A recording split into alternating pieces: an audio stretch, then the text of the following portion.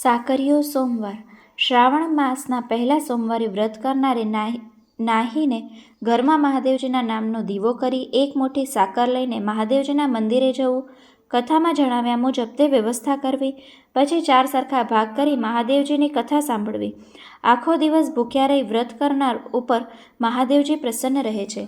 એક ગામમાં એક કોઢિયો બ્રાહ્મણ રહે. પોતાને કોઢ નીકળેલો તો પણ તેને પરણવાની ઈચ્છા થાય, પરંતુ કોઢિયાને કોણ કન્યા આપે?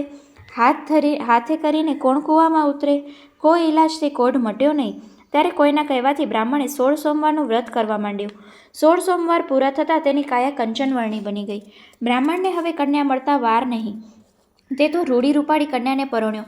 થોડા દિવસો તો બ્રાહ્મણીએ સુખમાં પસાર કર્યા, પણ એક વર્ષે ચોમાસામાં એટલો બધો વરસાદ વરસ્યો કે ગામમાં ઘરો પડી ગયા, ખેતરોમાંથી પાક તણાઈ ગયા અને ઢોર પણ મરી ગયા. બ્રાહ્મણીનું ઘર પણ જમીનદોસ્ત થઈ ગયું. ગામમાં લોકોની તથા ખેડૂતોની હાલત ખૂબ ખરાબ થઈ. બ્રાહ્મણની ભિક્ષાવૃત્તિ બંધ પડી. હવે તેને વાટકી લોટના ફાફા પડવા લાગ્યા. તો પણ તે પોતાના ઘરની જગ્યાએ નાનકડી ઝૂંપડી બાંધીને સુખે દુઃખે દિવસો ગુજારવા લાગ્યા. એક દિવસ બ્રાહ્મણીની રજા લઈને બ્રાહ્મણ પરગામ કમાવા નીકળી પડ્યો. રસ્તામાં તેને એક મહાત્મા મળ્યા. મહાત્માએ તેના દુઃખને દૂર કરવા એક ચમત્કારિક ગુટિકા આપી. કહ્યું, હે વિપ્ર, આ ગુટિકા પાણી સાથે ઘસીને તેનો રગડો મરેલા માણસને પીવડાવવામાં આવે તો તે પણ સજીવન થાય.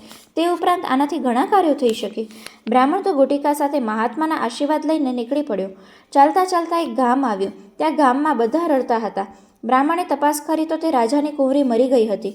તે રાજાના મહેલમાં ગયો અને રાજાની આજ્ઞા લઈ પેલી ગુટિકા પાણી સાથે ઘસીને મૃત કુંવરીના મુખમાં તેને રગડો રેડ્યો. તે થોડીવારમાં કુંવરીમાં ચેતન આવ્યું. તે તો આળસ મરડીને બેઠી થઈ અને બધા સામે એકીટશે ટગર જોવા લાગી. રાજા રાણી બ્રાહ્મણ ઉપર ખૂબ ખુશ થયા. તેને બ્રાહ્મણને મહેલમાં મહેમાન તરીકે રાખ્યા. બીજી બાજુ બ્રાહ્મણની પત્ની દુઃખમાં દિવસો ગુજારતી હતી. એવામાં શ્રાવણ માસ આવ્યો અને ગામની સ્ત્રીઓ સાકરિયા સોમવારનું વ્રત કરવા લાગી. બ્રાહ્મણીને પણ સૌની સાથે વ્રત કર્યું. પહેલો સોમવાર બ્રાહ્મણીએ મહાદેવજીની ભક્તિમાં ગાળ્યો, પણ ઘરમાં અન્નનો દાણો ન હતો એટલે એકટાણું ક્યાંથી કરે? એ તો બિચારી પ્રાર્થના કરતી ભૂખી બેઠી રહી. હવે બન્યું એવું કે ગામના નગરશેઠને ત્યાં પુત્ર જન્મ થયેલો. તેથી તેને ગામના ઘેર સાકરના પડીકા વેચવા માંડ્યા. તેમાંનું એક પડીકું બ્રાહ્મણીને મળ્યું એટલે તેને એકટાણામાં થોડી સાકર ખાધી અને વધેલી સાકરનું પાણી કરી પીધું. આથી તેને ટાઢક વળી. એ રાતના બ્રાહ્મણીને સ્વપ્ન આવ્યું. મહાદેવજી આવીને કહેવા લાગ્યા, હે બ્રાહ્મણી, તે સાકરિયા સોમવારનું વ્રત કર્યું છે, તેથી હું તારા પર પ્રસન્ન છું. પરંતુ વ્રત વિધિપૂર્વક કરે તો તેનું ફળ ઘણું મળશે. શ્રાવણ મહિનાના પહેલા સોમવારથી આ વ્રત કરવાનું.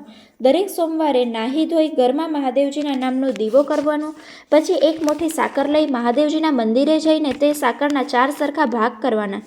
તેમાંથી એક ભાગ મહાદેવજીને ચડાવવાનો, બીજો ભાગ રમતો જાય તે ખાતો જાય એવા બાળકને આપવાનો, ત્રીજો ભાગ પ્રસાદી તરીકે પોતે લેવાનો અને ચોથો ભાગ નદી તળાવમાં પધરાવી દેવાનો. એ દિવસે નકોરડો ઉપવાસ કરવાનો. તરસ લાગે ત્યારે સાકરના પાણી પીવાનું.